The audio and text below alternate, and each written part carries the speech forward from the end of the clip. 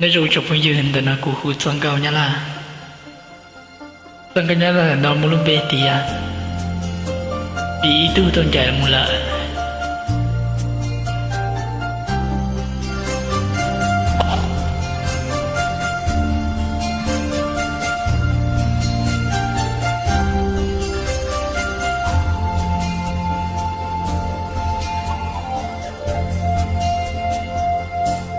vì một người đi mãi chắc không phải trở về, một chuyện tình này đành chia đôi.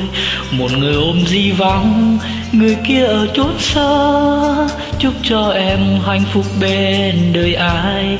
Đừng tìm vui nơi khác, lấp cho vui nỗi buồn. Đừng một ngày không được bao lâu, tình về trên muôn lối, từng yêu là đã đau. Chắc không ai hiểu thấu cho lòng tôi.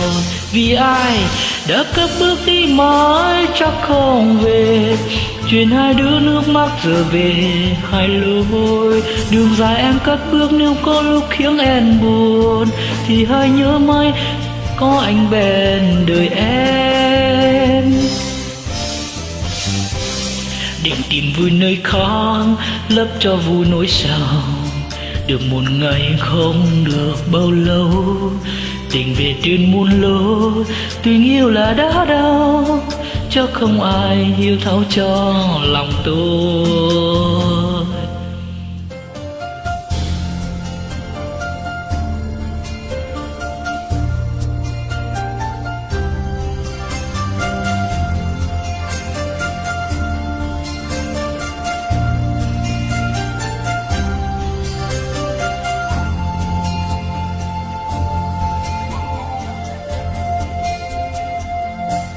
Vì một người đi mãi chắc không phải trở về, một chuyện tình này định chia đôi. Một người ôm di vang, người kia ở chốn xa, chúc cho em hạnh phúc bên đời ai. Định tìm vui nơi khác, lấp cho vui nỗi buồn. Được một ngày không được bao lâu, tình về trên muôn lối, tình yêu là đã đau. Cho không ai hiểu thấu cho lòng tôi. Vì ai đã cất bước đi mãi chắc không về, chuyện hai đứa nước mắt giờ về hai lối.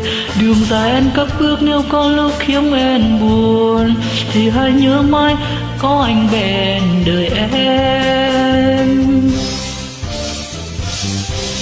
Định tìm vui nơi khác, lấp cho vui nỗi buồn sầu. Được một ngày không được bao lâu, tình về trên muôn lối, từng yêu là đã đau. Chắc không ai hiểu thấu cho lòng tôi. Vì ai đã cất bước đi mãi chắc không về, chuyện hai đứa nước mắt giờ về hai lối. Đường dài em cất bước nếu có lúc khiến em buồn, thì hãy nhớ mãi có anh bên đời em. Vì một người đi mãi chớ không quay trở về, một chuyện tình này định chia đôi. Một người ôm di vắng, người kia ở chốn xa, chúc cho em hạnh phúc bên đời ai.